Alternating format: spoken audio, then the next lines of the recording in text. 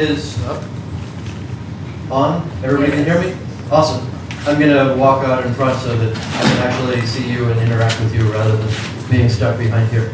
So I'm Roger, and I'm going to try to smash together 4 Tor talks to try to teach you different things about Tor. The main goal is to give you things to think about, and then we can talk about more of them afterwards.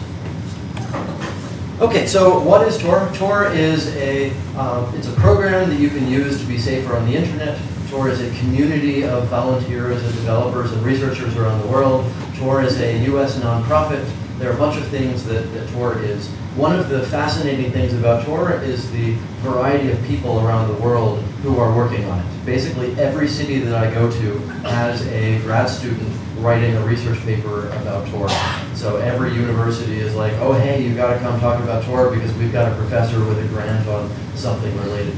Another interesting piece of Tor is the variety of funding we've had. We started off with funding from the US Department of Defense. We were then funded by the Electronic Frontier Foundation. We're the only group to be funded by those 2 different organizations. And I'll talk a little bit more about the diversity of funding and the diversity of people who care about it as we get there.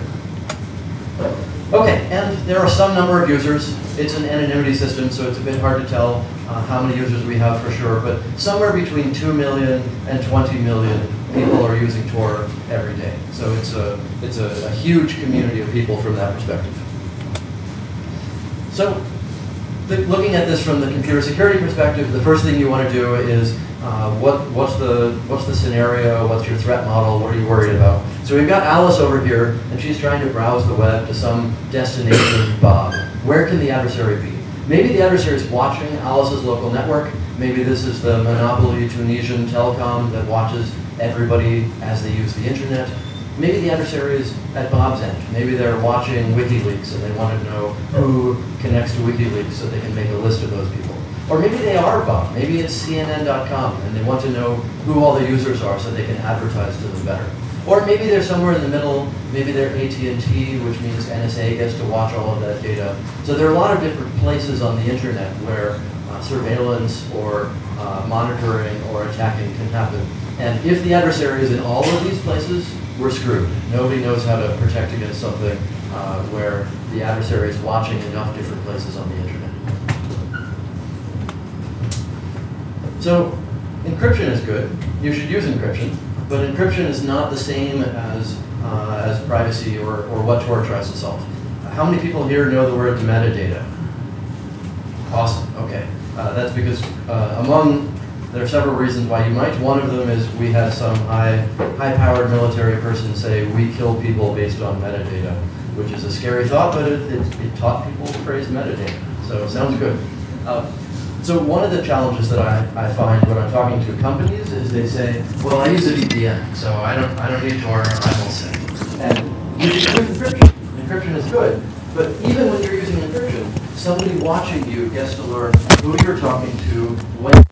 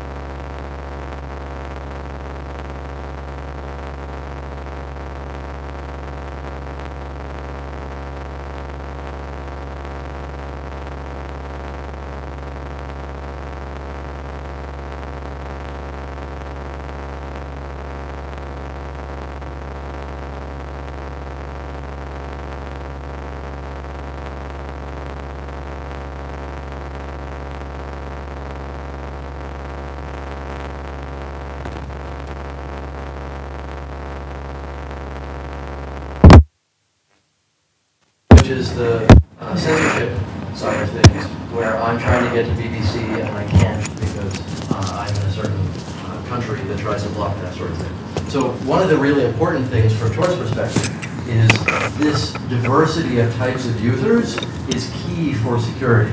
You can't have a cancer survivor anonymity system, because if it's only used by people who are talking about surviving cancer, then the fact that you downloaded it tells people too much about why you downloaded it. You need one big privacy, security, safety system where all of the users are using it for different reasons so that they all blend together and they all protect each other. Okay, so how do you actually build one of these? The easy answer is you have a bunch of users here and you have some central computer, a VPN or an anonymizer or something like that. And all of the users ask for a web page, and the central point in the middle fetches the web page and gives it back to them. And that's pretty cool, except the first problem is, what about that central point of failure in the middle? If there's one company and it knows all the users and what they're doing, that can go wrong in all sorts of ways.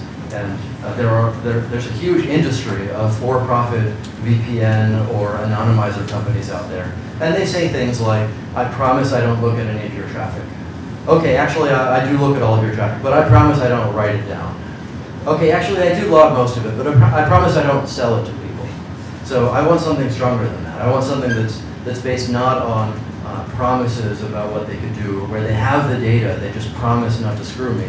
I want a technical architecture that protects against these things more.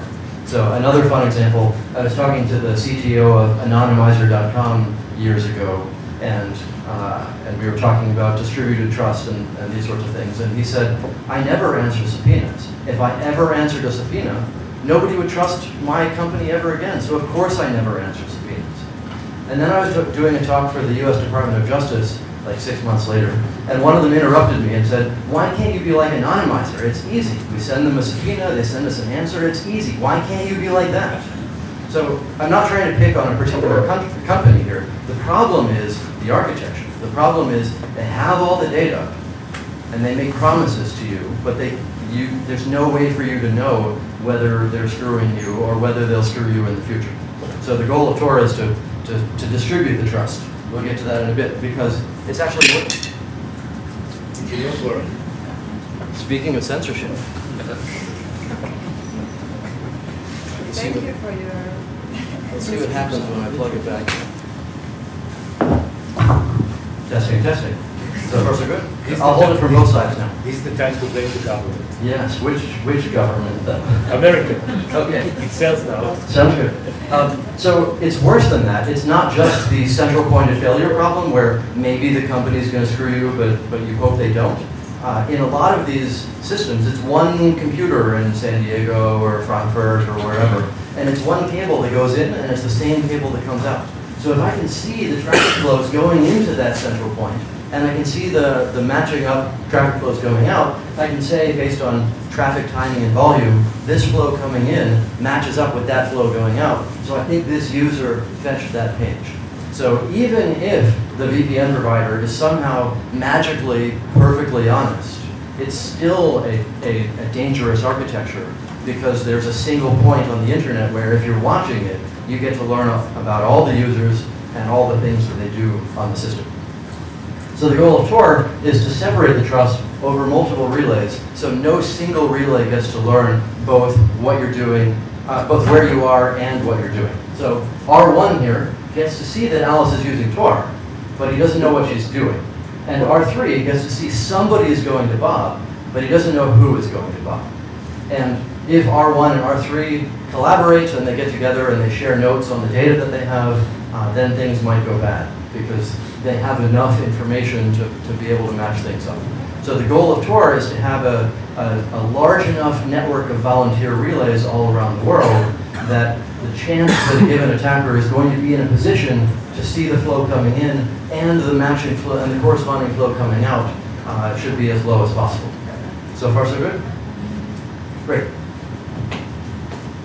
And there's encryption, but I'm mostly going to skip over the encryption, and I'm happy to chat about that later on. Okay, so I just talked about Tor, the proxy, or location anonymity, or IP address privacy, or there are a lot of ways of describing that. But that's actually only half the story. The other half of the story is application level privacy. So the first part is, I don't want somebody watching my network connection to learn where I'm going, or I don't want somebody at the website to learn where I'm coming from. The second part is, I don't want my web browser to identify me. If you're using Internet Explorer, every time you go to a website, you tell them what languages you prefer, and which fonts are installed, and exactly how many pixels by how many pixels your browser window is, and you give them all the cookies that anybody gave you before. So all of the things that we as society have been slowly learning about how to browse safely, where you throw away your cookies and flush this and disable that and turn on Do Not Track. There are a lot of pieces of safe browsing that you need to do in order to not give yourself away at the application layer. So Tor is actually two pieces. It's a program called Tor, and it's a program called Tor Browser, which is based on Firefox. And we try to basically fix a lot of bugs in Firefox that could let people track you from one website to the next. And one of the panelists talked about tails earlier today. If you care enough about security, there is a Linux-based live CD where you put it on a USB key and you install it and set it up, and it boots and has everything that you should want pre-configured to be safe, and it's missing all the things like Flash and Microsoft Word and so on that you shouldn't want. And this way you're more likely to not screw up. So as an example, the journalists who were handling the Ed Snowden documents were using tails in order to be as safe as they could be while reading things and sharing things with others. Another challenge is in the mobile world. So up until recently, there was no Firefox for Android. We're finally in the position to be able to fix that, which means there will soon be a real Tor browser for Android. There is no Firefox for iOS and no Chrome for iOS. And you might say, well, wait a minute, my app store says I've got Chrome. That's actually Apple WebKit with the word Chrome written in crayon on top of it. So that there is no actual Chrome on iOS. There is no actual Firefox on iOS. And that's a monopoly choice that Apple made. And that sucks for all the iPhone users out there. Okay, so another interesting thing here, looking at the performance side, here's a graph of so the green line is the capacity of the Tor network over the past 7 years or so, and the blue-purple line is the load on the Tor network over the past while. So there are a couple of interesting things here. One of them is we are up to 100 gigabits per second on average of traffic. So that's where Wikipedia was a few years ago. I was talking, last time we were doing this talk, I was talking to the Princeton guy who runs the network security team there, and he was saying Princeton handles 1 gigabit per second of traffic. So think of us as 100 Princeton universities in terms of traffic.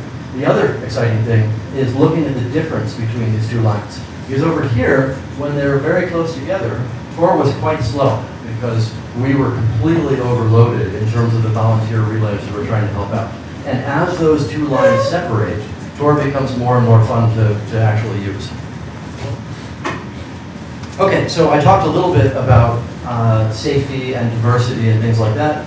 There are two ways to look at diversity in terms of how do you measure the safety that Tor provides. The first one has to do with the diversity of where the relays are. The more relays there are and the more diverse their locations are, the safer it's going to be against a network-level adversary like, I don't know, French Telecom or Israeli Defense or something like that, where they're watching parts of the internet, and as the Tor network becomes bigger and bigger, the chances that they're in the right place to win become smaller and smaller. So that's one notion of safety or diversity. Another notion has to do with what kinds of users there are. So imagine Iran had 50,000 Tor users, and imagine they were all like hardcore political dissidents. Then the reasonable thing for Iran to do would be arrest as many Tor users as they could, because the fact that you have Tor installed means that you're a terrible person and they should get rid of you. And Turkey tried that a little while ago by arresting tens of thousands of people. I hope that doesn't work out for them. But the situation with Tor is most of those people started using Tor in Iran, not because they want to tear down their government or be political dissidents, they started using Tor because the government blocked their webcomics. They can't get to Facebook anymore. They can't be ordinary internet people. So now that they have a safety tool, now they can be ordinary internet people again. The average user of Tor in Iran is the average internet user in Iran. They're 20-something years old and they go to Facebook and they read their webcomics and they do whatever they do. And that ordinariness is critical to the security of the tool. You can't have a bunch of scary people because that would make the whole tool scary. Instead, you need millions of ordinary people blending together so that it's just basically the internet at this point. And now that Tor has millions of users, the average Tor user is the average internet user. Okay, another interesting thing to talk about is transparency. So the US political system took my word transparency and destroyed it over the last 8 years, which I'm very sad about. But basically, we need to tell you all about how Tor works, what we tried to build, why we think it'll keep you safe, so that we give you the research papers, we give you the design documents, we give you the specifications, we give you the source code, and then depending on which of those pieces you're good at helping us with, you can find bugs in the design, you can find bugs in the code, you can tell us we're doing it wrong. The other piece is we need to tell you, we need to stand up in front of you and show you who we are and be identified. And every time I talk about transparency, there's somebody saying, oh, haha, the anonymity people are talking about transparency. Privacy is about choice. And we are choosing to identify ourselves because that's the best way to build and deploy a community of people around the world who can build these sorts of things. And yes, what about bad people?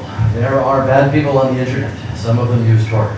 So there are a number of different ways of looking at this. One of them is remember the millions of ordinary people who use Tor and you never hear about them because they're just on the internet being safe and you don't run across them. Another answer is to say, well, yeah, it's a double-edged sword. There's the good, there's the bad. You need to accept both because the good is important. But the situation with Tor right now is it is a two-edged sword, but one side is a lot sharper than the other. So imagine the what about terrorists question. Scenario one, I want to build a tool that works for 1 million people and it works for the next year, and I can tell you all about it so you can help me evaluate it. That's the Tor problem. Scenario two, I want to build a tool that works for the next week and I won't tell you about it, and it only needs 10 users. That's the terrorist problem. There are so many more ways of solving scenario two. You get in a flame war on 4chan, you hide your messages in eBay images or something. If I don't have to get peer review, it doesn't have to scale, it doesn't have to last, there's so many more ways of doing that sort of thing. So the bad guys don't need Tor. They're not tens of millions of people. They don't need peer review and so on. The bad guys are doing great. I mean, if spam came from some computer in Central Europe that we couldn't get to, that would be one thing. But no, spam comes from my parents' computers because somebody broke in and took over the computer and uses that as their base of operations. So the internet as a whole is in really bad shape. The internet is full of malware, and every Windows computer has something wrong with it these days. So the situation we have right now is the good guys, whether you think of them as governments or companies or individuals or activists or whatever, the people who are trying to be safe have very few options for being safe. Whereas the bad guys, the Russian criminals and the folks doing malware and botnets and so on, are all doing fine. Another way of looking at that is, if you took Tor away from the world, you'd hurt a lot of people, and you wouldn't actually slow down the bad guys very much. And I imagine we will talk more about this topic, so I'm going to move on from it, and we can go back to it when somebody asks a question. Okay, so moving on to talk number 2 or 3 or whatever it was, the censorship side of things. So this is the Tor website from the perspective of various countries around here. So we've got surf safely, this website is not accessible in the UAE, this site has been blocked due to the Sultana. If you'd like to sign up for the list of people who are unhappy about censorship, please put your name and address here and we'll put you on a list. It'll be great. And I mean, they try to make it fun, you know. Oops, this site has been blocked. Oops, we're fascists. You know, so who could have known? So this is one piece of censorship. There are a bunch of other versions of this. This is a graph of the number of users. You shouldn't think of this as an absolute number, but it's a relative number of users in Egypt many years ago when the whole Tahrir Square thing happened. And so you can clearly see on the graph the point where Facebook got blocked in Egypt. And you can also clearly see on the graph the point where they turned off the internet in Egypt. And my favorite part of this is afterwards, the number of people using Tor is twice the number before. So there are a lot of people saying, yeah, okay, we did that thing, our government kind of changed, but the military is still watching everything. So you're darn right, I'm going to continue using my safety tools in order to not get put on more lists. So here's a much more recent graph of Tor use in Russia. And the fun thing about this one is I was talking to somebody inside Facebook who has the full data set of who uses Facebook from which country, and they have exactly the opposite of my graph. So when Tor usage goes up, their Facebook usage from Russia drops by the same amount. And that happened for each of these three jumps up here. So that's somewhere out there is a bunch of interesting data from the corporations like Facebook and Twitter and so on, whereas we publish all of this data so that people can look at it and do analysis. And the Ukraine example from this year is another fun one where Russia caused Ukraine to block VK.com, which is sort of the Russian Facebook equivalent.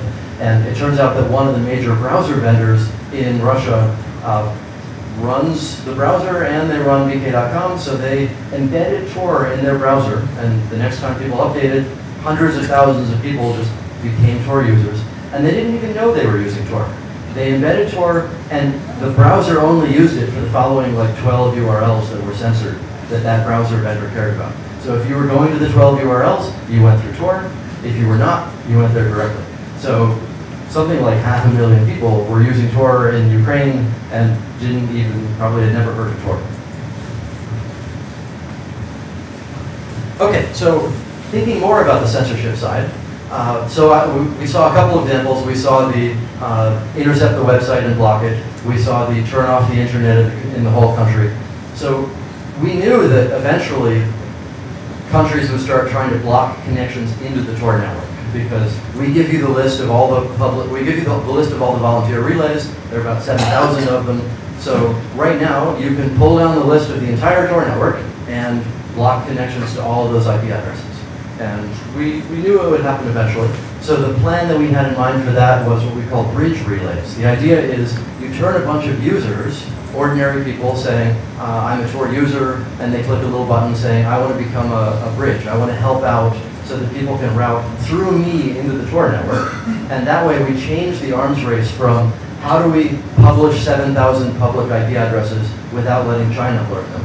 That's a crappy arms race. To how do we give out these bridge addresses one at a time such that the good guys can always get a few bridges, but the bad guys can't learn all of them. And that's a slightly better arms race. So the next step in censorship, the next challenge that we faced, was deep packet inspection, or DPI. So the idea is, rather than trying to figure out which IP address are these connections going to and I'm going to block by IP, instead I'm going to look at the protocol and I'm going to say, this tries to look like encrypted web browsing, like HTTPS, but it's not really encrypted web browsing, it's really Tor, so I'm going to cut it. And Iran was actually the first country to use DPI to censor Tor. They bought a fancy box from Nokia Siemens, and somebody in Russia or somewhere configured it for them, and they figured out a distinguisher between the encrypted web browsing that normal people use and the Tor protocol. And over the course of a week or two, we figured out what it was, rolled out a fix. And because the fix was on the server side, on the bridge side, then just updating a few pieces of the Tor network, the users didn't have to change at all. Suddenly they were all back online. So the broader fix there is, rather than saying, I'm going to try to look like HTTPS, because who would block that? The answer is Syria blocked that for like 6 months. So for 6 months you could not use encrypted web pages from inside Syria of bad news.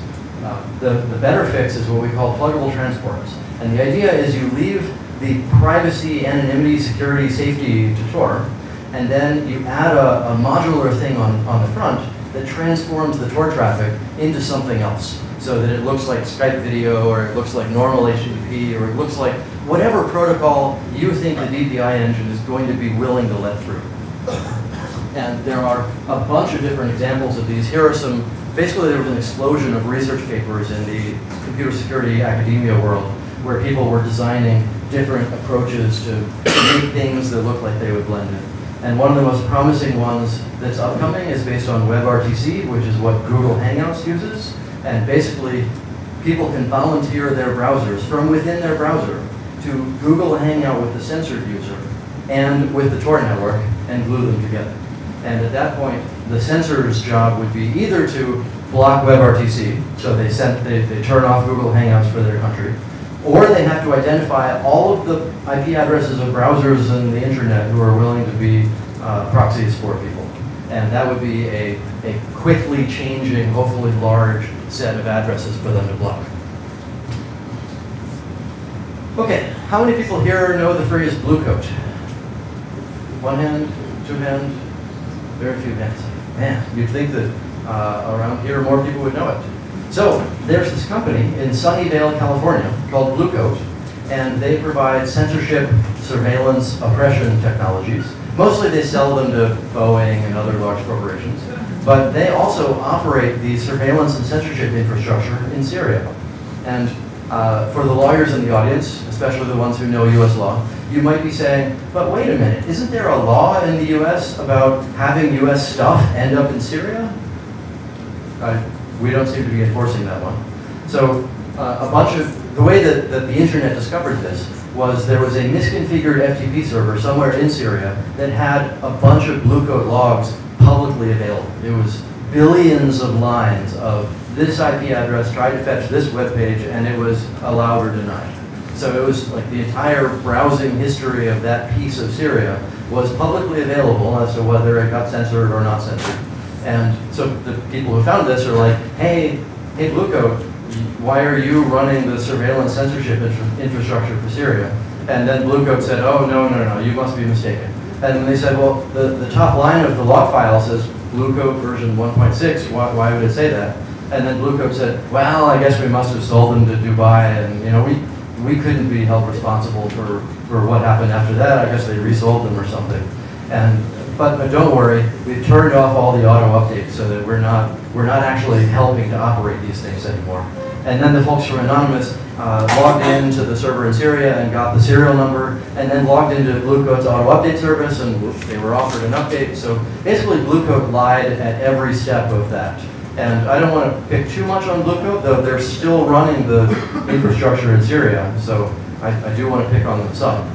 But the real challenge there is that there are a lot of companies out there that do this sort of thing. I was talking to the fellow who runs the Tunisian Internet Agency when he was doing a speech saying, we use Smart Filter. We pay $1 million a year, $1 million US a year, to have censorship and surveillance in Tunisia. And imagine what else we could do with that millions of dollars. And then the most interesting thing I learned at the end was they get a huge discount. Because then Smart Filter goes to Saudi Arabia and says, as successfully used in Tunisia, you pay full price. So there's an interesting ecosystem of little arms dealers out there. And we can talk more about that as we get to it.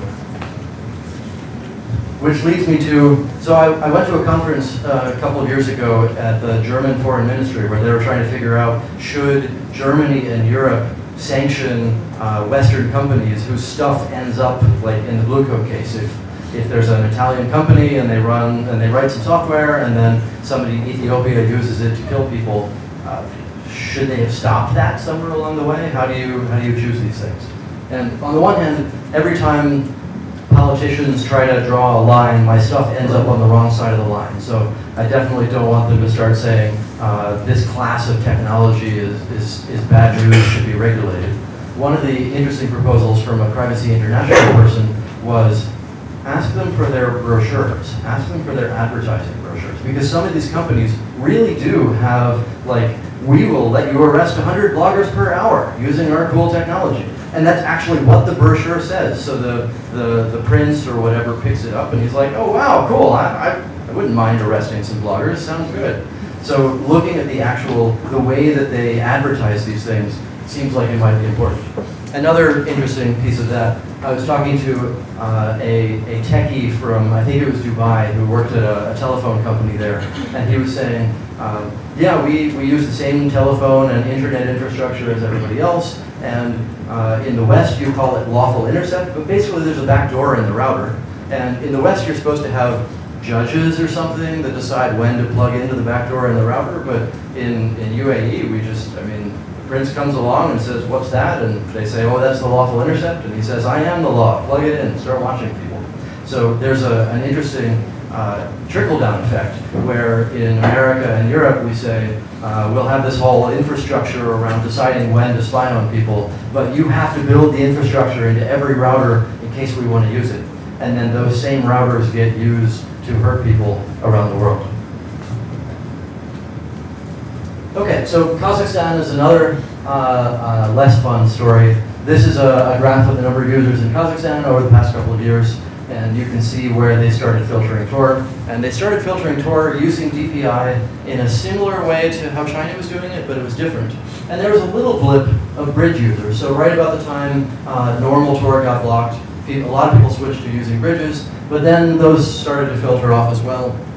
And we were talking to somebody in Kazakhstan who was trying to figure out what tool they used to do the censorship and surveillance. And he tracked down a bunch of purchase orders of an Israeli company called Alot, right about the time the Kazakhstan censorship started kicking in. So if you know anybody from Alot, I would love to have a chat with them. They are a tiny Israeli arms dealer that is targeting people in Kazakhstan right now. And I mean, I don't want to pick on just the US or just Israel, but there's a growing phenomenon of tiny arms dealers that end up selling their stuff to countries that otherwise wouldn't have the budget or technology or understanding how to do this. I was just reading last week about how another Israeli company is basically running the infrastructure to monitor and arrest bloggers in Ethiopia, because Ethiopia wanted that, and some Israeli company was happy to sell it to them. It's a huge market selling arms to authoritarian regimes. And how we as a society should deal with that, I don't know, but it's something that we really need to think more about. Another piece of that, Australia censors the internet. England censors the internet. Denmark censors. Sweden censors.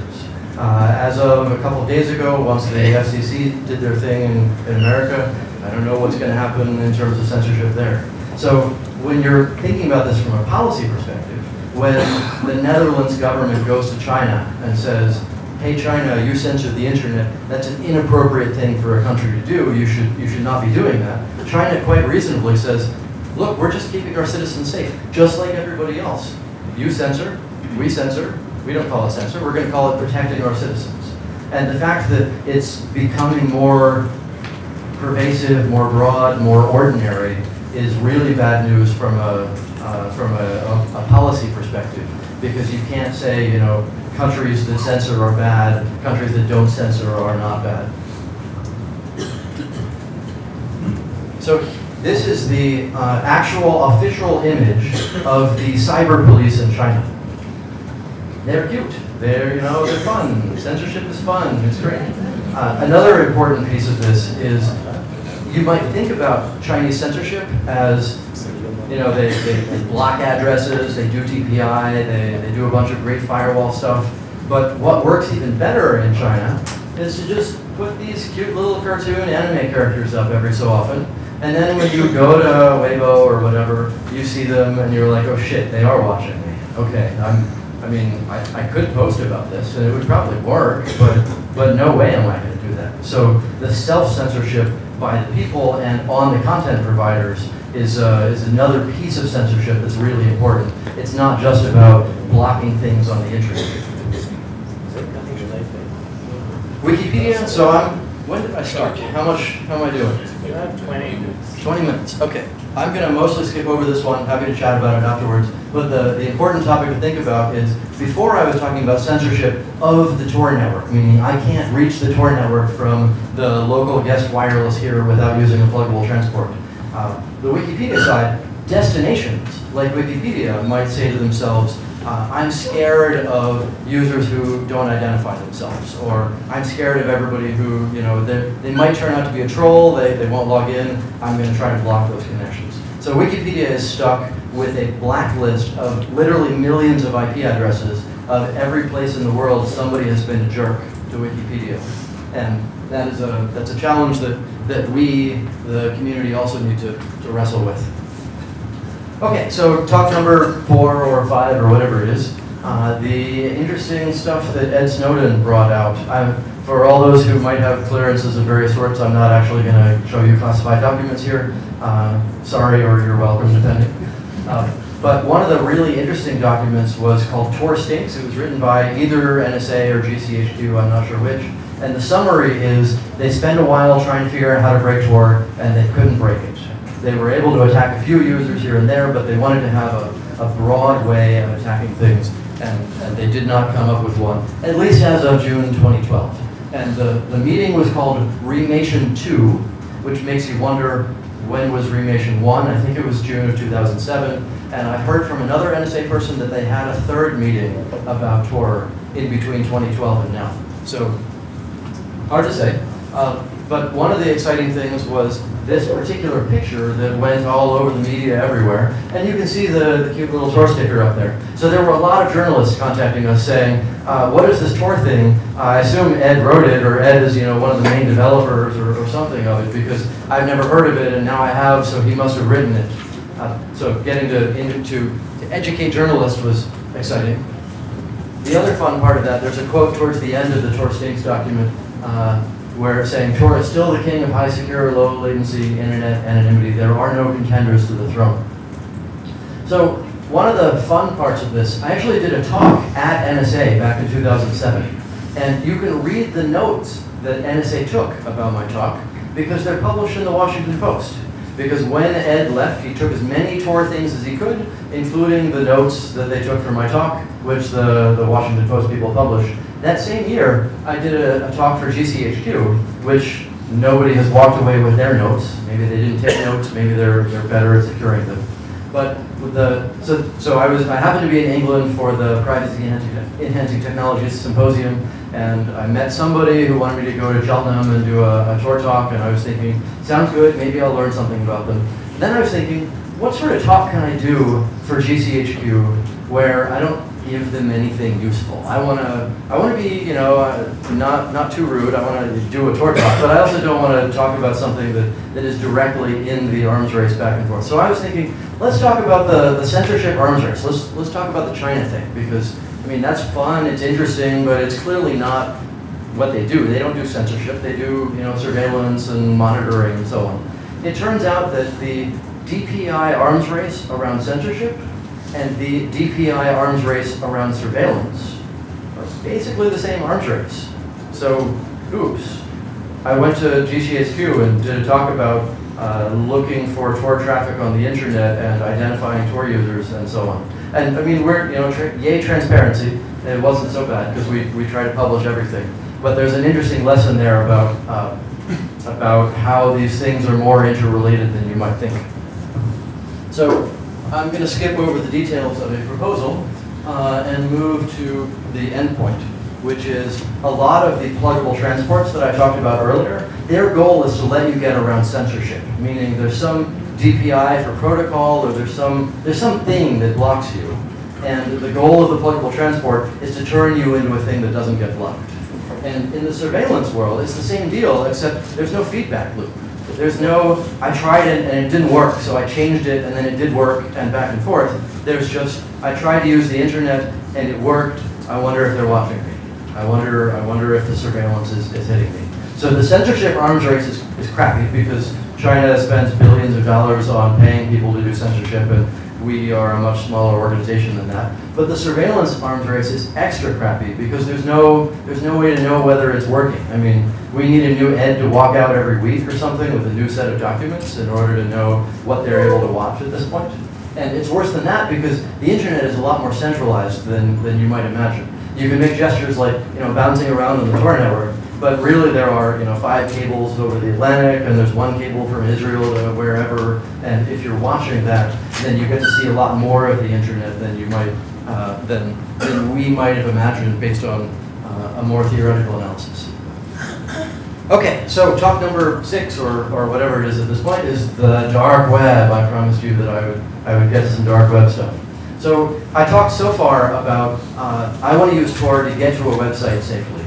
Now let's turn that building block into I want to glue 2 Tor users together. So Alice over here is going to build a circuit into the Tor network, and Bob is some service, some website or instant messaging service or something like that, and he's going to build a circuit into the Tor network, and we're going to glue them together so that Alice gets her privacy, safety, security, and Bob gets his privacy, safety, security, so they can talk to each other, and they don't have to know where each person is, and they get end-to-end encryption and authentication. So this is basically a feature that we built in as a toy long ago, because once you've got the privacy piece of Tor, then look what else you can do. So here's an example of a screenshot of somebody. So you can see that .onion up at the top. That's an example address of an onion address or a dark web address. And so you can see it's a bunch of like randomized letters up there. And that's bad news for usability, but it's good news for security, because those random letters are the hash of the public key of the address. And what that means is if you have the address right, then your Tor client automatically makes sure that you really are talking to the Tor client somewhere else in the world that has the private key for that address. So there's no man in the middle possibility. If you're, so in the HTTPS world where you do encrypted web browsing, there are 350 or so companies, Turkish Telecom, Chinese Telecom, Tunisian Telecom. There are 300 companies around the world, each of which can promise to be the website that you think you're going to, and they can lie to you about that. So a while ago there was a Dutch registrar that some Iranian people broke into, and they got 10 addresses. They made an HTTPS certificate for Gmail and for Google and for Facebook. And one of the things that's not very well known is they made a torproject.org fake SSL cert. So you know you've hit the big time when one of the 10 addresses the Iranian guy makes when he breaks into the registrar is for your website. As far as we can tell, that one wasn't used, but who knows? So this address is the hash of the public key, and that gives you some pretty cool security properties. One of them is it's self-authenticated. You know that you're reaching the address you want, the computer you wanted to reach because of the way the crypto works. Another one, you get end-to-end encryption, and I'll talk some more about these as we get to them. So another piece of this, I was trying to figure out like how much actual use of Onion services is there. Because we started off, so this is a graph of Tor usage around the time of the Silk Road bust. And there was some Europol dude who was like, we took down Silk Road and Tor traffic dropped by 90%. So it must have been that the Tor network was mostly Silk Road. So here's a graph of the usage of Tor during the Silk Road bust time. Where do you think the Silk Road bust happened? Which of these drops do you think it is? It's not the big one, otherwise you wouldn't have asked the question. It's not the big one, otherwise, okay, great. So here is where the Silk Road bust happened.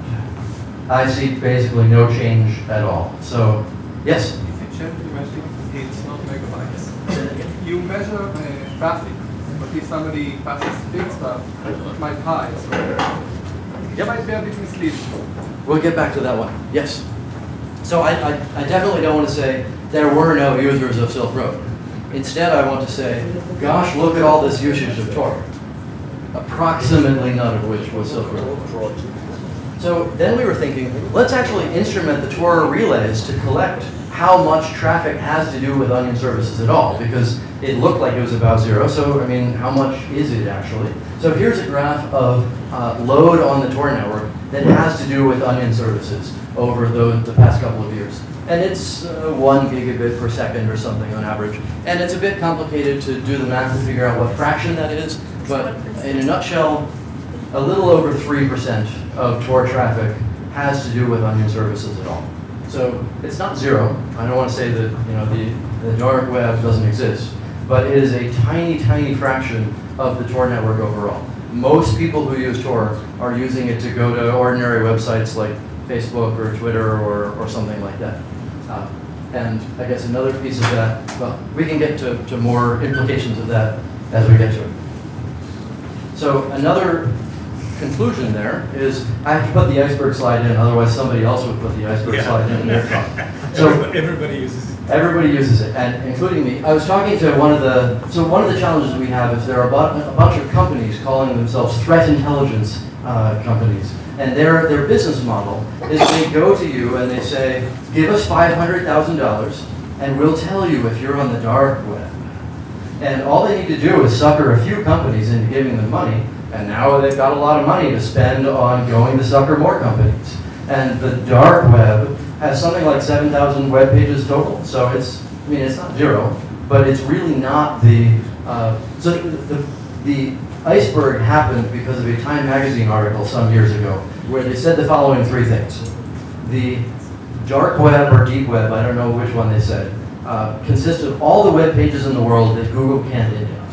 So everything inside your corporate, like finance server, all of the Facebook posts that you didn't make available to the world, there is indeed a lot of web pages that Google can't index. That's step 1. Step 2, 97% of the internet is part of the dark web. Step 3, you can only access the dark web using Tor browser. This is just straight up nonsense. But if you put a picture of a spider web or something on the front page of your magazine, then it sells a lot, and then journalists like to write articles, and before you know it, you're reading a BBC article saying you could buy drugs on the internet, and here's how. And so if you see an iceberg picture, try to figure out what the motivations are of the person who's showing it to you. Are they trying to extort you for 500 grand so they can make their business model work? Are they trying to scare you into clicking the ads on the article that they're giving you? What is their motivation? Because the set of onion services is really not. There are not 97 other internets out there that you didn't know about, only reachable by Tor browser. That is a nonsense phrase. So another piece of looking at this, what would you imagine is the biggest website available as an onion address right now? I gave it away by moving to the next slide. Facebook had, in April of, I think, a year and a half ago or something, they had 1 million people logging into Facebook accounts over the course of April of that year.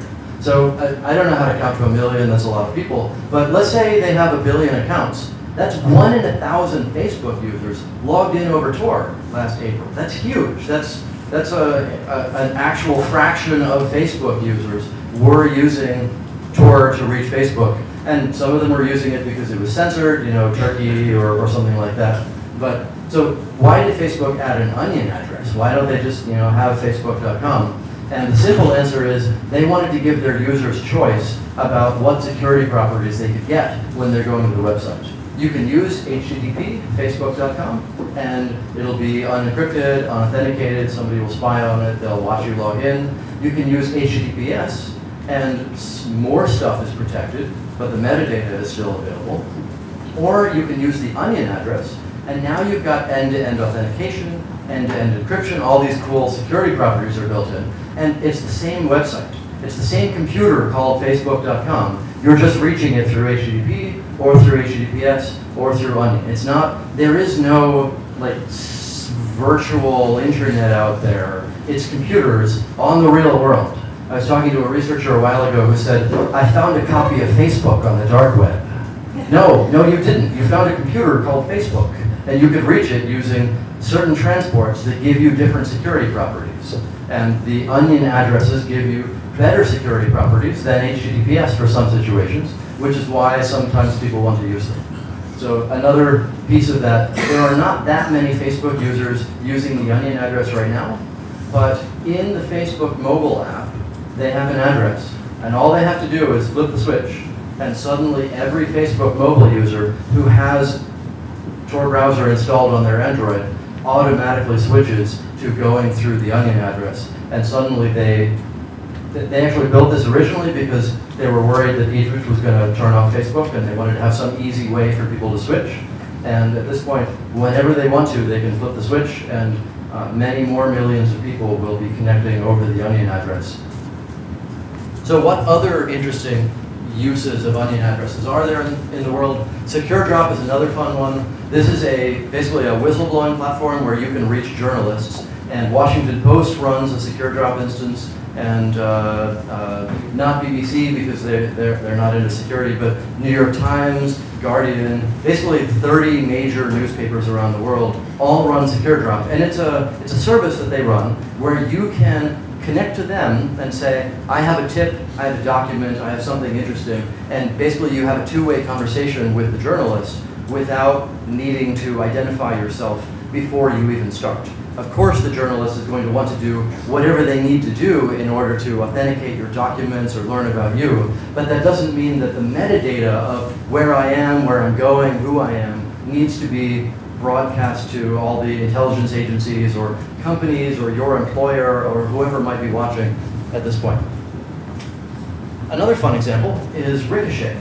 So how many people here use instant messaging like iChat or Google Chat or whatever, things like that? So one of the fun features of these chat services is that they're centralized.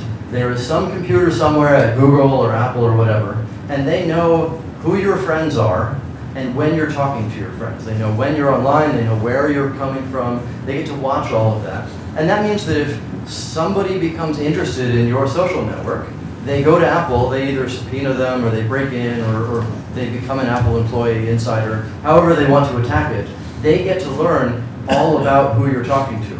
So the cool thing about Ricochet is every user is an onion address. So my friends are known by their onion address, and I think of them as the nickname, you know, Robert or George or whatever, but my Ricochet client remembers them as the onion address. And so I can talk to my friends as their onion services, and there's no middle. There's no central point that has the data set of who's in the social network and who's friends with who and so on. There's no place for you to go to attack where you get to learn everything. It's all stored on the edges at each user's computer. Okay, so Tor is not foolproof. There are a bunch of different ways in which it's not perfect. Nothing in the world is perfect. But there are four big categories of ways that things can go wrong. One piece of that is OPSEC mistakes.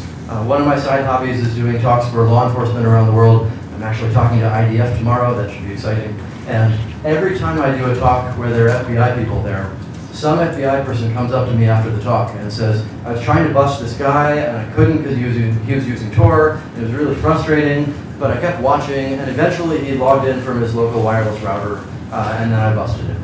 So not using tools successfully, safely, securely all the time it's hard to do things correctly. Operational security is really hard.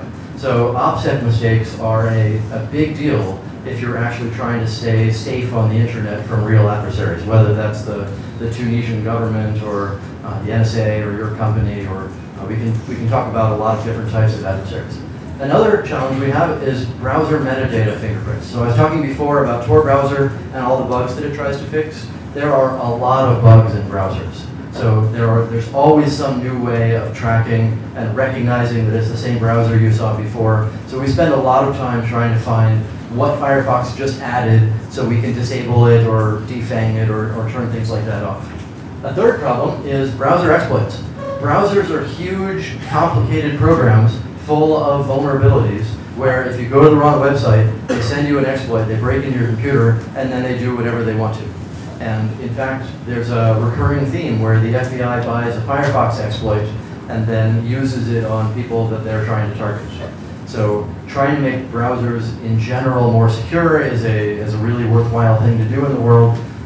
From one perspective, Tor browser is pretty good in terms of browsers, and there are a lot of people who successfully use it, and most adversaries are unable to break into the browser.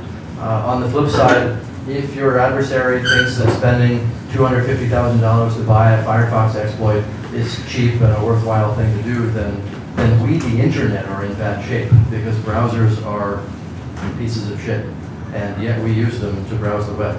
So that's a thing that it's not a Tor problem per se, it's an internet problem.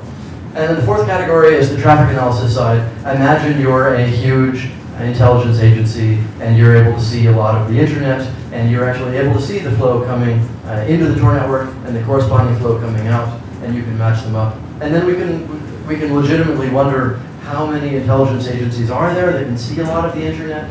How much do they actually record? How good at math are they? How well do they follow their laws? These are all fine things to talk about. Okay, and then in my last couple of minutes, I'm going to, maybe 30 seconds, I'll try to do less than 2 minutes. So there's another cool project that Tor has been working on called UNI, the Open Observatory for Network Interference. And the idea is, I want to measure censorship all around the world. The basic model is, I'm going to connect to some probe in Amazon Cloud or something like that. I'm going to do it over the real network right here, and I'm going to do it over Tor, and then I'm going to compare to see if I got the same page afterwards. And I'm going to build a huge open data set and publish it to the world of anything any UNI user has seen from all around the world. So the goal is to build a huge longitudinal data set that researchers can use to say, does this protocol work from Nigeria? Does this website, does reachability for this website work in Australia? And the goal is, when something interesting happens, we'll have UNI probes there to see it, but also we'll have historical data to say what things looked like before that. And our goal is not to analyze all of this. Our goal is to capture as much of it as we can and publish it to the world so that other people can take a look at it and do analysis from there. So I'm going to stop and let our commentators commentate, and we'll go from there.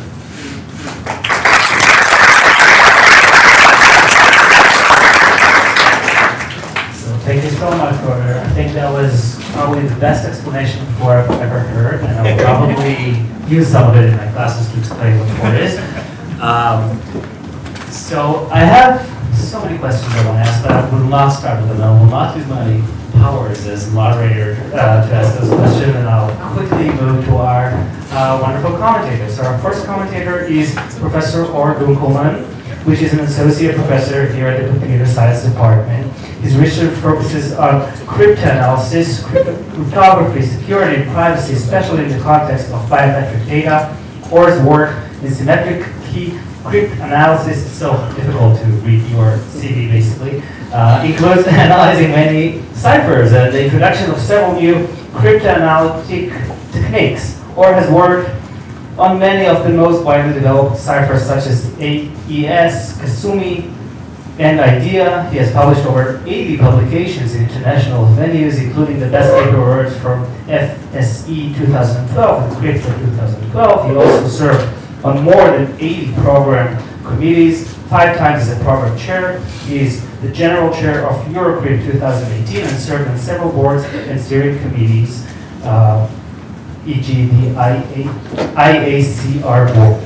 Or has obtained his PhD in computer science in 2006 from the Technion, and his BA in computer science also from the Technion in 2000. Without further ado, Professor Dunkelmann.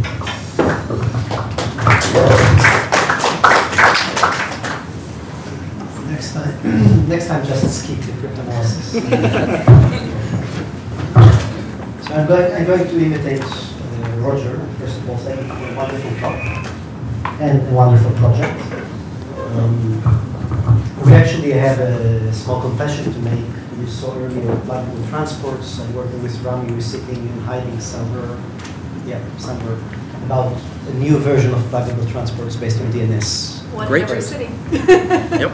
So this is indeed one of the issues that we see from the technological part, and we will discuss a bit technological issues with Tor, and Tor has lots of these, small ones actually. It's quite safe, please use it. Just as a show of hands, how many of you are using Tor? Okay. All those who didn't raise your hands, torproject.org, as far as you know, Israel doesn't block you from using Tor, downloading Tor, interfering with Tor networks, unless you're connected to the remote internet services. they do block Tor, apparently using VPIs. It's some Israeli ISP for religious people. For those of you who are interested in technological aspects, there are always challenges here, how to indeed succeed to reach to places which are censored. And audible transport is one option. Other options of building VPNs, this is the common solution is using VPNs of sorts. It's not useful here because we're concerned with metadata. And this is to remind all of you that all of you are online all the time. If you have a smartphone in your pocket, you're broadcasting your information, your locality, you're broadcasting your connections all the time. And this is the problem.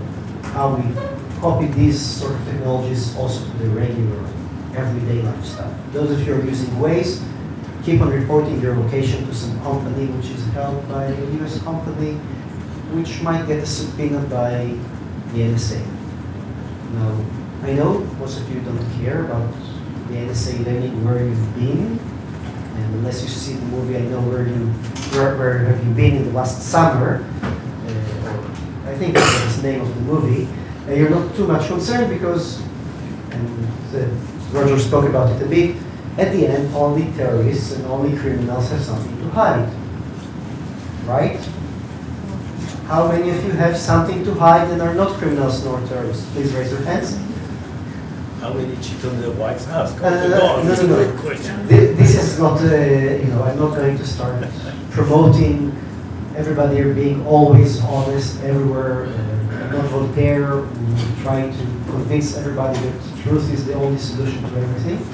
I would suggest that if you raise your hand when I ask whether you have something to hide, even though you're not a terrorist nor a criminal, and you're not using Tor, there is a mismatch here. And this is one of the major issues which is not technological at Tor, which is reaching to the public. And this is something that, one of the advantages of having Roger here is actually a bit of evangelism, going around telling people there is a Tor, you should use Tor.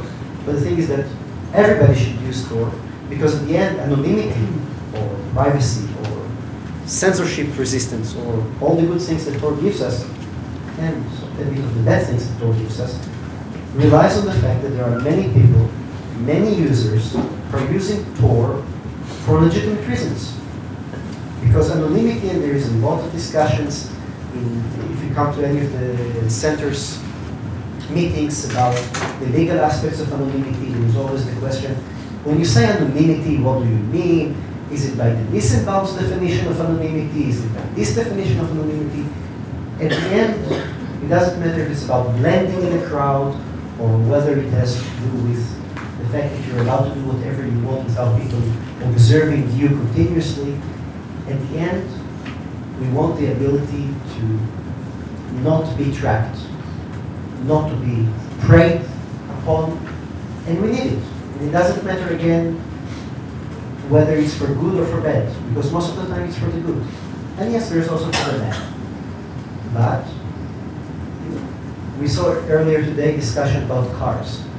You know that in Israel, most of the time, more people die out of car accidents than of terrorist attacks. There was only a very short period of time where it wasn't the case. And this is a price that we as a society decided to pay. We are willing to have car accidents in exchange for people living 100 kilometers away from their workplaces. Now, I'm not going to continue with this line of reasoning about Tor. You already can guess how it rolls. This is, again, it's a philosophical question. But what you can do to help, besides downloading Tor and starting to use Tor, is to actually go and educate other people about Tor, telling them that it's okay to use Tor. You don't have to be a terrorist to use Tor. You don't have to be a criminal to use Tor. And I think I'm going to leave more time for questions because the order is here.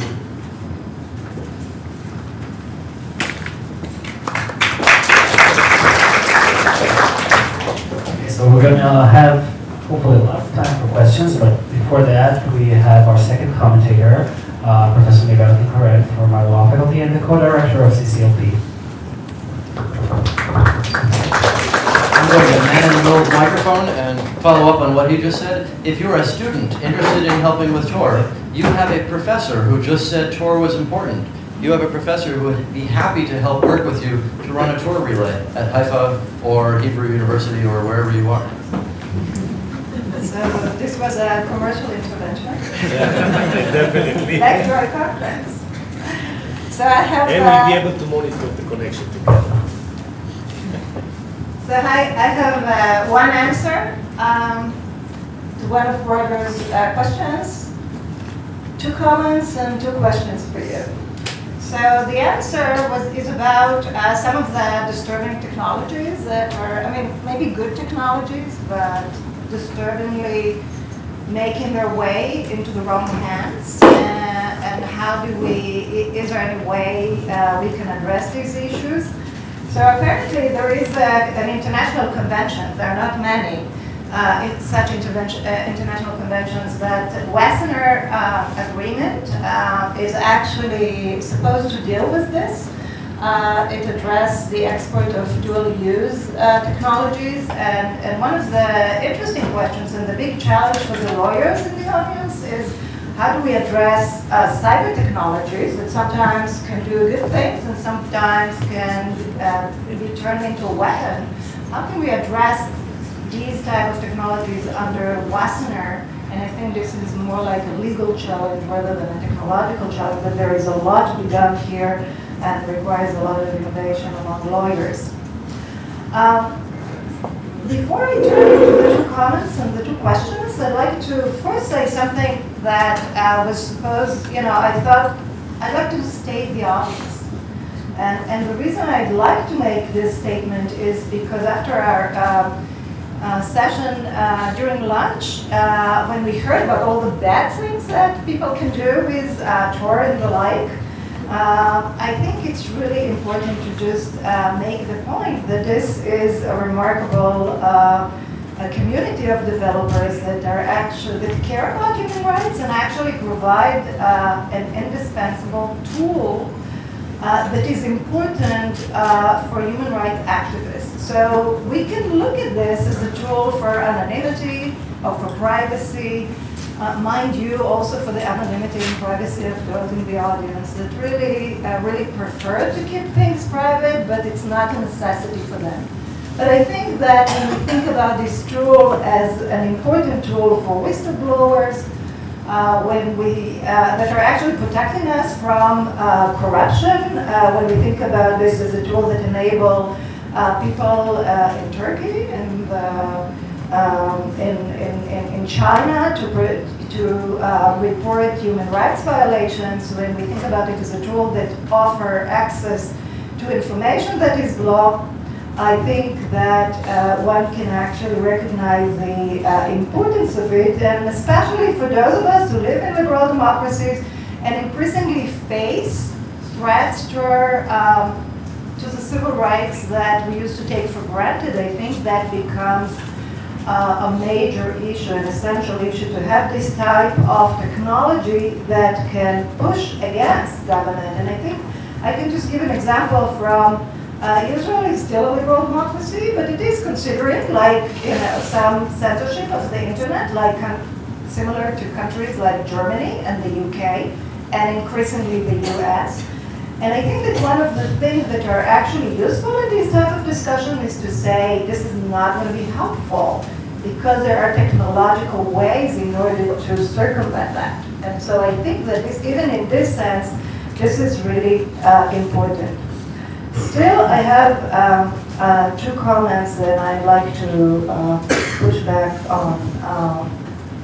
And the first has to do with the idea that Tor can actually offer a fix to some of the ways in which we fail to protect civil rights and human rights by governments and by markets. And so if we can't protect privacy and freedom of speech, which are constitutional rights in many countries, if we can't protect them because our government because legislators are captured because sometimes government officials in the executive do not comply with the rule of law, or because simply our courts are not as efficient in enforcing the rights in a timely manner. For all of these governmental failures, it's really important to have some self-help means that would protect the rights that we're entitled to under the law. Markets will also fail us, and here I need to connect to some of the links that Professor John Gorin mentioned earlier over lunch, to what extent markets and corporate accountability can provide us with sufficient protection of privacy or anonymity or freedom of speech. And the idea is that let's make corporations accountable so they will provide us with privacy or the freedom of speech that we want as a service, right? We'll pay for that maybe, and then consumer will get what they want. And here, I beg to differ. It's like giving citizens or consumer what they want is sort of rings a bell to a very landmark article that was published 2 decades ago by my colleague Ed Baker. That was titled "Giving Audience What They Want," namely that corporations will not really give us the type of content or democratic discourse that we're interested in, will not secure our freedom of speech, but would actually serve us with what they want to sell us. So markets are not really, are failing us also in providing the type of privacy or freedom of speech that we sort of want to secure. And now the question is whether a self-help means such as Tor can sufficiently provide for this. And here, the argument that I'm hearing is that a distributed system can actually do that. A distributed encryption can actually do that because we don't need to trust it. We can secure the trust by design. By the way, trust, and it requires some sort of risk, right? Trust is a relationship, it's a type of attitude in which you put yourself at risk, and then when you trust the other person or other entity. Here, we sort of skip that, and we want to secure that trust through the design. And the idea here that distributed encryption would actually provide for that because of all the good things that we heard, that you can hide behind the crowd of diversified interest, and because there is no focal point in which government or any adversary can actually look for the type of information. And I'm skeptical about this type of argument, and I believe that it's not sustainable. And the reason I'm skeptical is because I'm old enough to remember these type of arguments that were made about the internet in general. So that in the 90s, there were high hopes about distributed system that will secure our freedom because it is not controlled by government and it is not controlled by the market. And simply by keeping it distributed, we will secure our freedoms, so to speak, and that would take care of it all. And I think that we are disillusioned by this, definitely over the past couple of years, when we have learned that when you have distributed systems of that sort, and that when they remain unchecked, they can actually be abused by strategic players. And these strategic players could be corporations and could be states. And so when I cannot make the difference between a social vote and a Russian intervention in the US election, that disrupts democracy. And when you have a distributed system where you have users of Tor, and you cannot tell the difference between government intervention or government players or corporate players that are part of your network and others, that is a way in which governments may not be able to break Tor, and I doubt that. This remains an issue that will actually be based on trust, right? Whether we trust the people that say that at the NSA or the reporters or the information that is provided out there. But regardless of whether governments can break Tor, I think the question is whether they can contaminate Tor by breaking it from within, by pretending to be a bridge or a user, or this is a community, and the entrance to that community remains unchecked. And I think that's the same way in which we have seen these distributed networks being misused in other contexts. This is a risk that should also be addressed by Tor, and especially when Tor is perceived as a total fix or an absolute fix to some of the difficulties that we are facing in other, by other systems of governance. The second comment, very quick, is that technological fix or any self-help fix that are self-help are either or. You either have strong encryption or that you have to give up your freedoms, as Aura was telling us, right? No privacy, no free speech. But we also heard that Tor's users are sometimes good, sometimes bad, and we cannot distinguish between the good and the bad. But we have to have a system that would allow us to do that. If you give that information, if you create the back doors, then you break that system of trust. And therefore, that creates a big challenge for policymakers and governments. And that's why we see that Tor could become a system that is under attack without having an institution, a process that would allow to sometimes also provide some information about the bad guys. And so for these two reasons, the lack of, the danger of contaminating a community of developers and users, and the lack of interface between law enforcement agencies of any sort, right?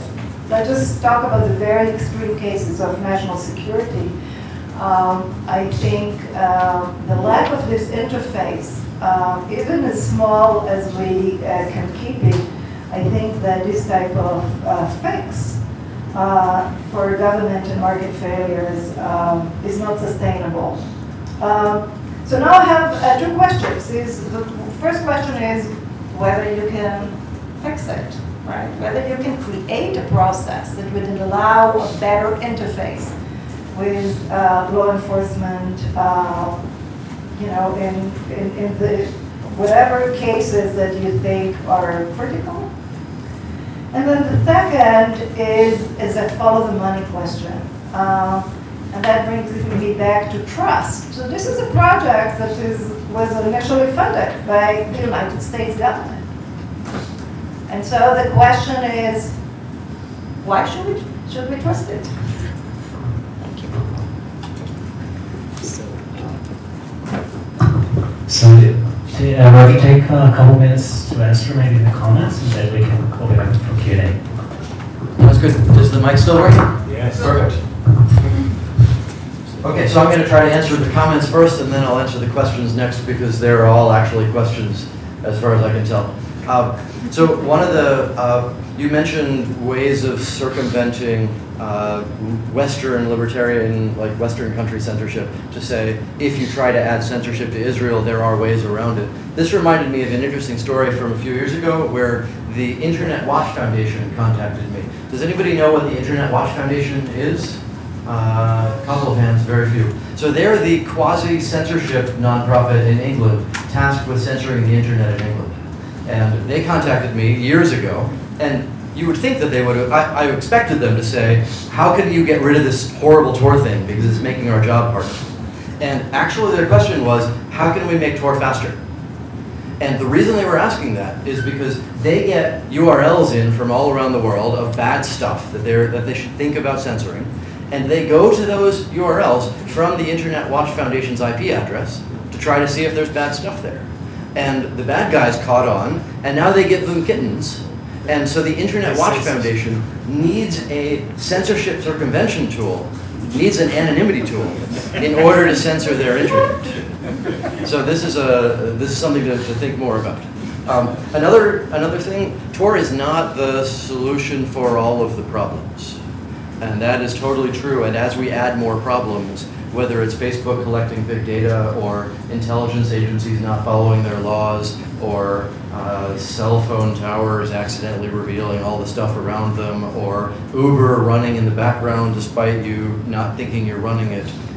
As we add more and more of those problems, Tor will solve a smaller and smaller fraction of the issues. And one of the things that I've been trying to push from the PETS community, the privacy enhancing technologies community, as it becomes clearer that we have large governments who are not following their laws, or at least not following the laws that maybe we as a society want them to have, nobody knows how to build a technical tool to keep you safe in the face of an unbounded large adversary like this. And Tor is not perfect, it's the best we've got, maybe, probably, but as it becomes clearer that the adversaries are willing to do more and more things, like if they take teachers aside at the airport for torture and removing their laptops and changing things and so on, and maybe the torture part doesn't happen in the US yet. I was talking to a person who flew from, I think, Gaza to Tunis for an Arab blogger conference, and she went through Tel Aviv airport, and they had her laptop for 45 seconds, and it was enough time to backdoor it. And we in Tunisia were looking at the Windows computer to try to figure out what sort of malware they had put on her laptop in the 45 seconds that they had it. So as you get more and more adversaries like that, being safe on the internet, protecting your metadata is good. You can think of Tor as like HTTPS but better, but HTTPS doesn't solve all of our problems either. So this is a layer which is important in solving things, protecting metadata, but it's not going to be all of it. Facial recognition and so on. So a process for providing info about bad guys, or a back door, or a front door, or a side door, or something like that. I was talking to somebody earlier today about, I went to an FBI conference a while ago, and there was some FBI guy who came up to me at the end and said, surely you've got some way of tracking users, right? I mean, surely you wouldn't have a network that you didn't have a way of tracking users for. And I tried all the answers of, you need distributed trust where a bunch of different people run relays and there can't be a single point. And if we had a backdoor, then who would we let use it? If we let the US law enforcement use it, why would we not let the Israeli law enforcement use it? Why would we not let the Venezuelan law enforcement?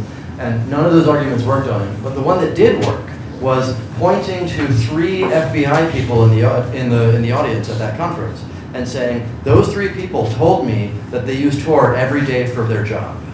Do you want me to have a way of learning what those 3 people are doing on the internet? And the fact that the FBI uses Tor, the NSA relies on Tor, all sorts of different, once you're at millions of people, you've got everything. So once we have intelligence agencies relying on Tor, how should that backdoor work? Whose judges do you ask, and how many judges do you need? That's one question. And if you've got an answer for that, which I've never heard anybody have an answer for, the next question is, if there is a mechanism for those judges to say, let's unveil somebody, who else is going to end up using that mechanism? Once you've built a truck-sized hole in your privacy system, people are going to be driving things through it. So the short answer is, nobody has ever come up with a way of doing that doesn't open up the vulnerabilities even worse. And it's not like Tor is a bulletproof system and we're thinking about undermining it a little bit. Tor is this terrible, fragile concoction of like stuff that we put together to try to keep people as safe as we can. And all of these browser problems and traffic analysis problems and so on, we're better than everything else, but that's not saying very much. We're in bad shape. We, society, are in bad shape. So taking the thing that we have that's the best and making it even worse in a way that I don't know how to solve the policy problems, That's not something I know how to do. The funding question. So we have 3 categories of funding at Tor. We have basic research funding from National Science Foundation and other groups like that, where they want us to think about how to make Tor stronger, how to assess the security of Tor, how to attack it, things like that. We have more of the R&D, deployment, development funding, including from DARPA and Radio Free Asia, which is the propaganda wing of the US.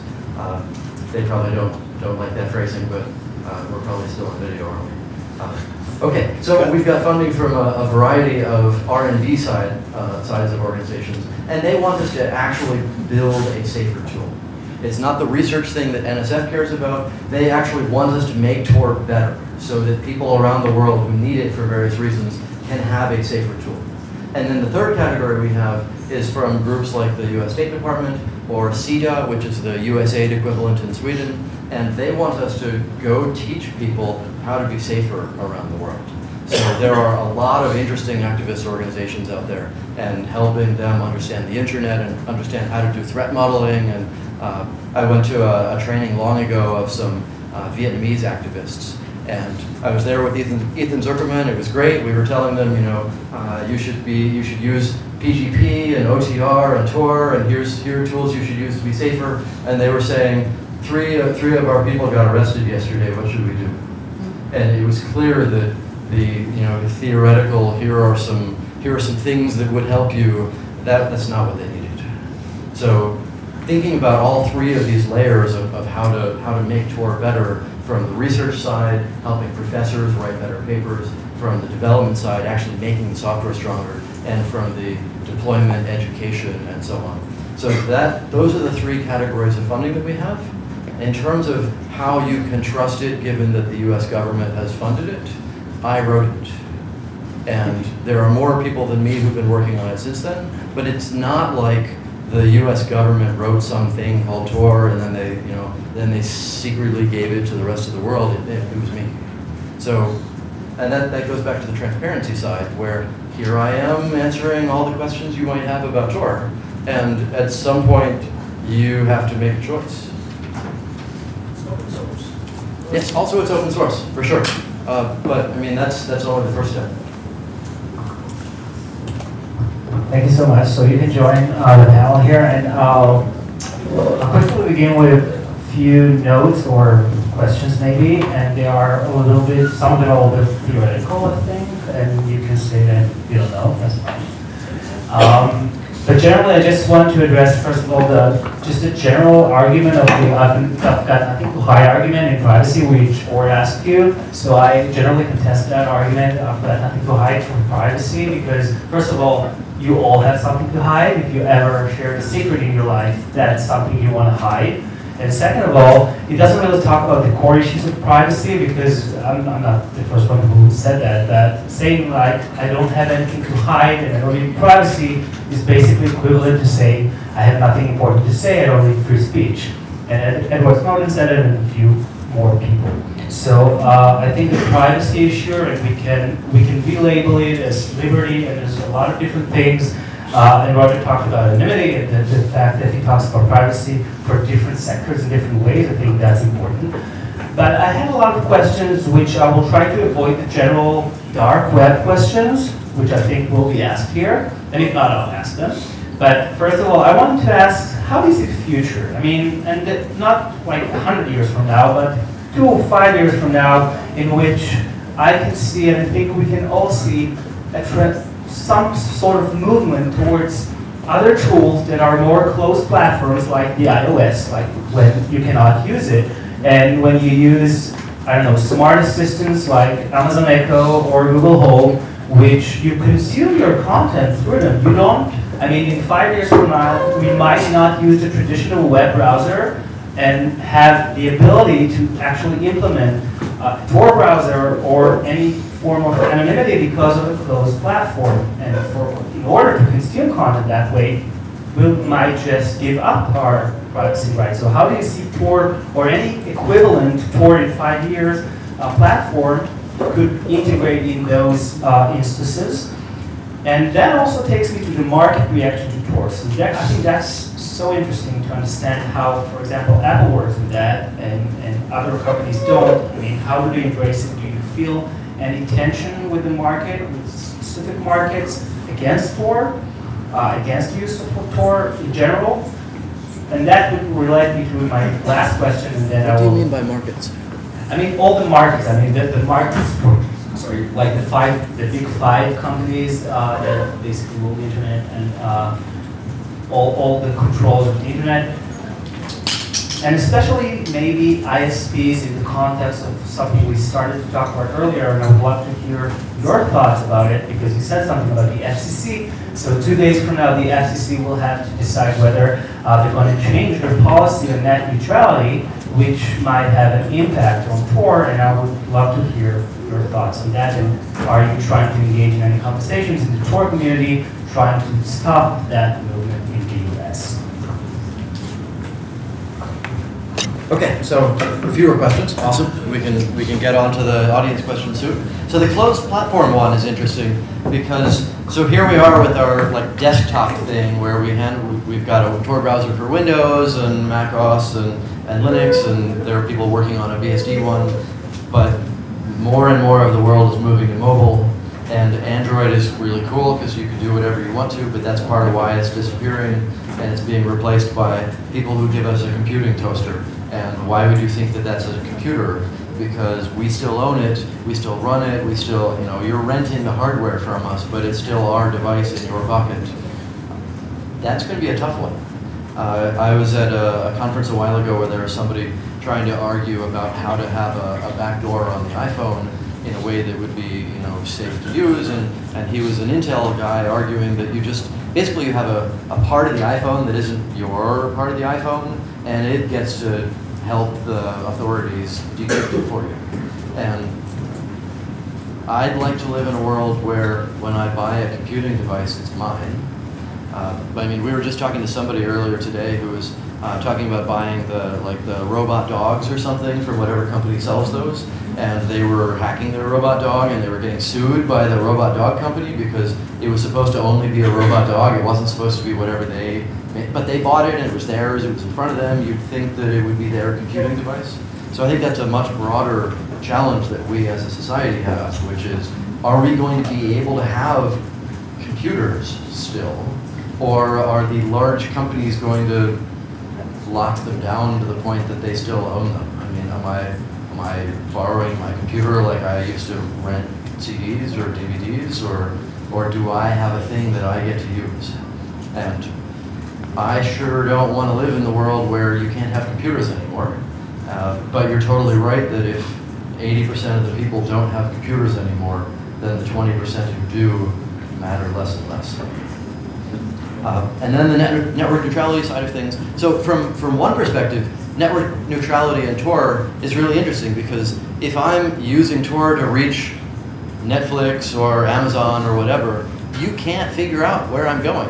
You can't decide which destinations are reachable for me and which are not reachable, and which ones you're going to squeeze down and which ones you aren't, because you can't learn what I'm doing. That level of metadata security is really important in the face of network neutrality. So that's the good version of the story. The bad version of the story is kind of like Iran a few years ago, where they decided we're really unhappy with people using encryption, so we're going to DPI for trying to figure out what the protocol is. And if it's vanilla HTTP, it goes out correctly. If it's anything else, we throttle it down to a miserable performance so that you will give up on it. So HTTPS, Skype, SSH, VPN, VoIP, all of these things became miserable to use in Iran because that was part of their approach to keeping control of their network. And on the one hand, maybe we'll have an amazing pluggable transport by or some group that makes Tor look like HTTP in a way that's hard to distinguish. But it would still have to look, I mean, if they're doing network neutrality where they want to make Netflix good, then you'd have to do HTTP to Netflix. And then you'd have to have Netflix in on it. And there are some really cool pluggable transports where you look like you're going to Google or Amazon or Azure, and from there you go to the Tor network. and that means that they have to block Google and Amazon and Azure, or you can reach the Tor network. And that's one of the most successful transports in China right now. So that arms race is not a good arms race. Maybe we can have some sort of level of control in the sense that, I mean, China is famous for dropping packets to Google, and that way you go to Baidu and it's fast and it's quick, and you go to Google and it's sort of slow and choppy and sometimes it doesn't load, and that leads people in China to say, man, Google sucks at engineering. I'm going to use Baidu because at least they can make their servers work right. So is that the future we have in Europe and the US and Israel and everywhere else, where the local ISPs or the national firewall modifies your experience to the point that you can't tell what is happening around the world, what's actually up, what's down? Is it your fault? Is it your network's fault? Am I in Israel? That's why I can't get to YouTube. The UNI project hopefully will help us figure out whether we're getting there. It's not the same as fixing it. Good answers. So we're going to open up the floor. Nikki? I have some small questions. The first one, are you critical about, for example, Tails developers that prefer to stay anonymous and not come to public? That's the first small question. The second, can you explain why did you say that Tor is end-to-end encryption, since and those communication is not encrypted anymore when it comes out from Tor and Node? And the last question, maybe it's more important politically, I think so, is when you speak about education, what do you have to say about children technological literacy? Since I think that most of the effort is done with adults and not with children, and I think this is like the next battlefront which we're not addressing enough. For the education one, I'll tackle that one first. We need your help. Your help. My son is using Tor. Teaching the world about all these topics. Because we are busy trying to make the technology not get overrun by all the terrible things happening. And I mean, we spend some time, here I am in front of an audience talking, but we can't, as a Tor project, go teach everybody everything. So please join the Tor community and help do whatever you're best at. And if that's helping children understand why these things are important. Mostly I interact with teenagers who are in high schools or something, and their school library censors Tor, and they're trying to censor the internet, and they're trying to learn how to get around things. That's also an important audience. I'm personally sympathetic to teenagers who are being oppressed. But yeah, so that's I don't have a great answer there, other than we, the world, need to keep thinking about these and talk about them and teach everybody about them. From the Tails, so the question was, the Tails people, they're a bunch of French anarchists and they don't want to have their names identified, and how do I deal with that? I've actually met most of them. I don't know their real names, but I don't care what their real names are. So the fact that I've met many of them over and over at conferences, and I interact with them on the internet, so I trust them. And they're Debian developers. And they're Debian developers. Yeah. No, I asked if you are critical about that fact, since you are not anonymous, and since their reason for staying anonymous, I mean, they stated that privacy is about choice. Privacy is about choice. They can choose to be anonymous, thumbs up. I can choose to not be anonymous, also thumbs up. And then what was the end-to-end encryption? So the question, as I understood it, was if you're not going to onion services over Tor, then you're going to, some website somewhere. A lot of the internet doesn't use HTTPS by default, and that means that there's a leg of the connection that doesn't have encryption by Tor. How do we handle that? Is that the question? Yeah. That's a problem with the internet. So one answer is that's a problem with the internet. Another answer is that same problem occurs when you're using a VPN or anything else. It's not like VPNs magically encrypt the internet. They just encrypt from you to the VPN, and then it is whatever it is after that. And that's really frustrating because a bunch of for-profit VPNs say 100% guaranteed encryption. And we say, here's a paragraph that tries to teach you about encryption.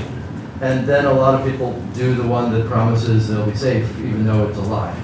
And we're not, as a nonprofit, it's great that we don't have to lie to our users in the way that the for-profits are contractually obligated to do, because that's the best way to maximize shareholder value.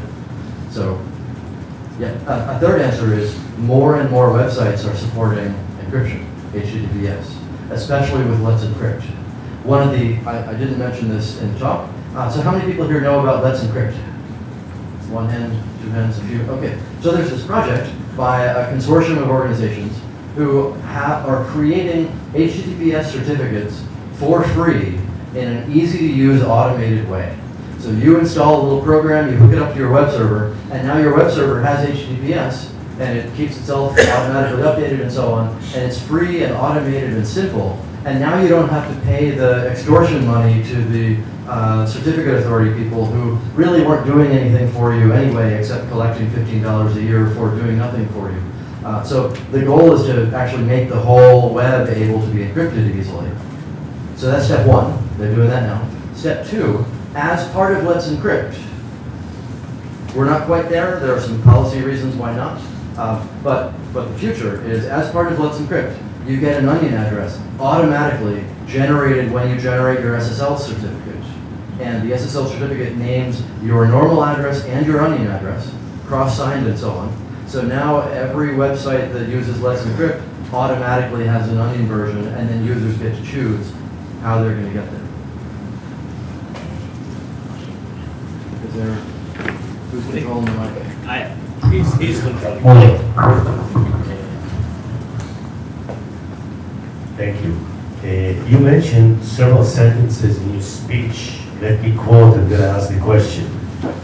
You mentioned that you know the average user age in Iran. You know how many people on the Tor are good guys and how many are bad guys.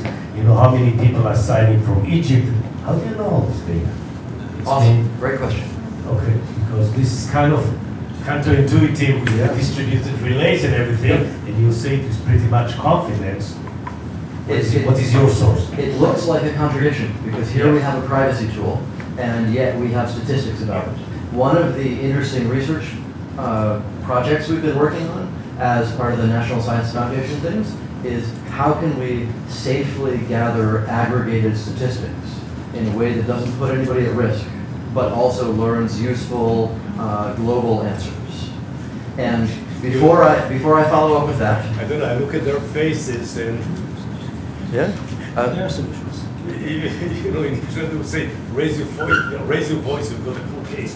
But so there are. It sounds almost counterintuitive. I know, by the way, I'm not Yep. double guessing you, but it still start doing something that you're advocating again. Guys, leave it alone, no backdoor, nobody's looking, no statistics.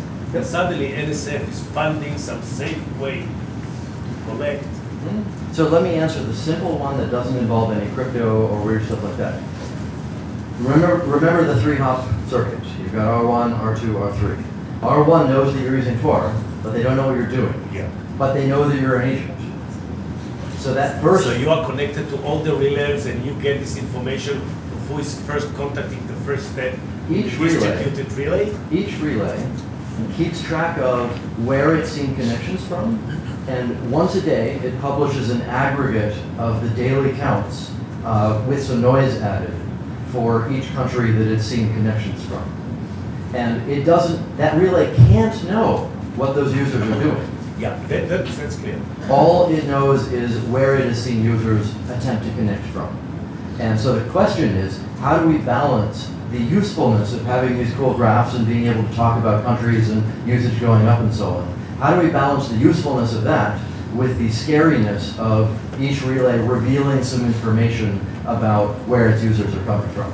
And so that's the first answer. The second answer goes back to what Or was talking about, which is the thing that we're working on now is rather than having every relay publish a snapshot of what it saw, instead there are cool crypto techniques where every relay encrypts what it saw to such that all of them put all their answers together. And then there's a threshold decryption process where you learn the total number of people from Egypt that reach any of those relays without being able to know which relay was the one that had the connection from Egypt. The second question, just for curiosity, what's preventing Egypt, Iran, US to try to put as many servers on your network, and in the case that it's used as the first distributed one, immediately voila, he knows who is the one that was trying to contact Tor. He didn't know where, but he knows that.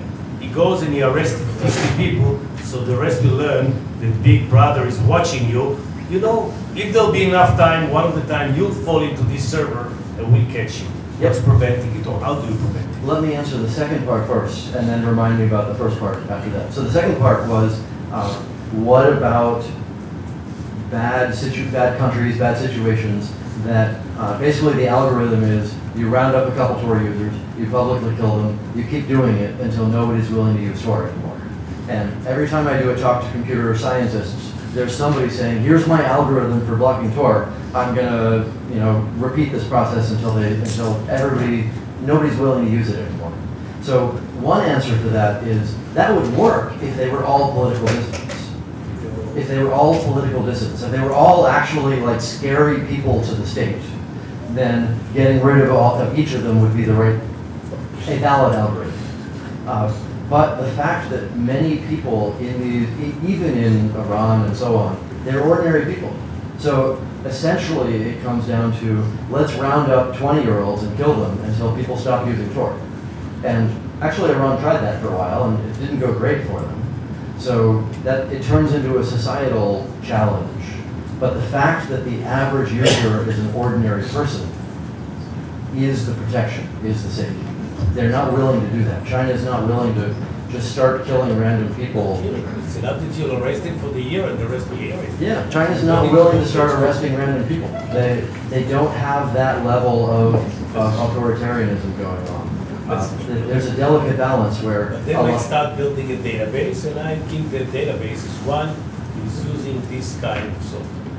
There's no way to prevent it. I mean, I'm asking, I'm not challenging you. So I'm trying to make sure I understood the architecture. So building the database is an interesting one because as you have enough people in that database, it's not so interesting to be in that database. So that diversity of users... Unless you cross it with additional data. Unless you cross it with additional data. And that one gets really challenging really quickly. One of the things that we were thinking of in the past, a few years ago, a German newspaper published some X-keyscore rules. X-keyscore is the American DPI NSA engine. And one of these X-keyscore rules was looking for connections bootstrapping into the Tor network, pulling down Tor directory information.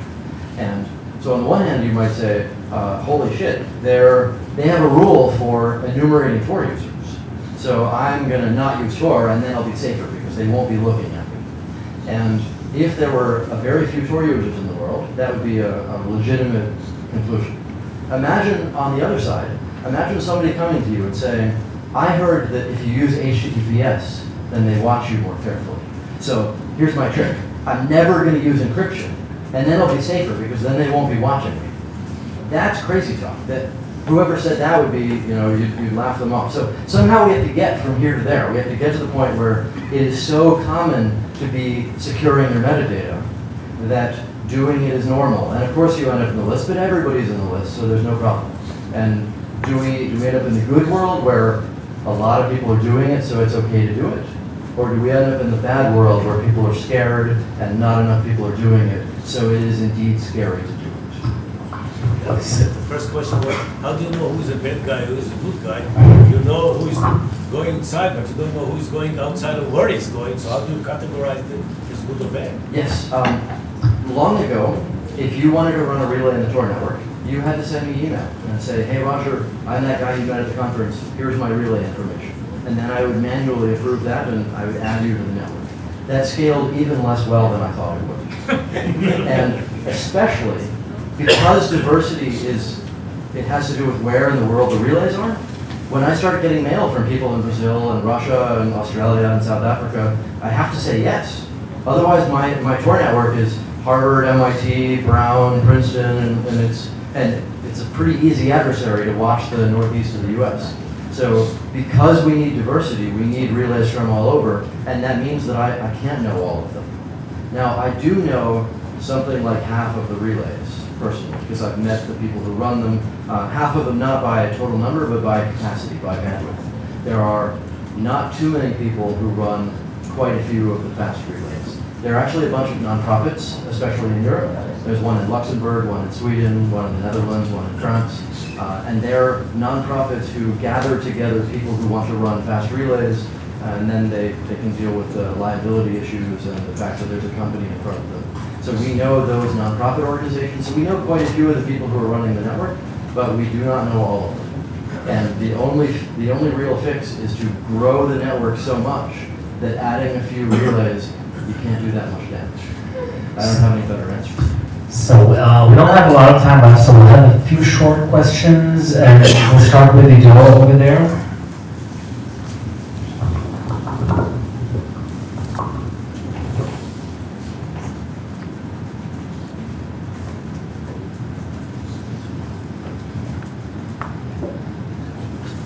I can yell you to repeat the questions.